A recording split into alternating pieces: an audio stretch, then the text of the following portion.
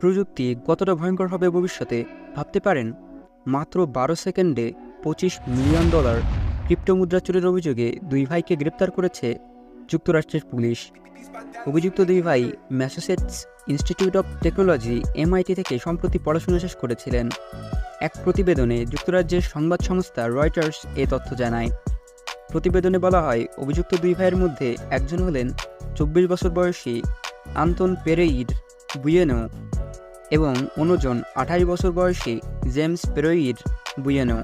অভিযোগ রয়েছে ২০২৩ সালের এপ্রিলে ক্রিপ্টোমুদ্রার গতিবিধি পরিবর্তন করে মাত্র ১২ সেকেন্ডের মধ্যেই ব্যবসায়ীদের কাছ থেকে লুট করে নেন এই অর্থ। বর্তমানে দুই ভাইয়ের বিরুদ্ধে তারের জালিয়াতি এবং অর্থ পাচার ষড়যন্ত্রের অভিযোগ আনা হয়েছে। দুই ভাইয়ের মধ্যে আন্তনোকে গ্রেপ্তার করা হয়েছে বোস্টন থেকে, আর জেমসকে গ্রেপ্তার করা হয় নিউ ইয়র্ক থেকে।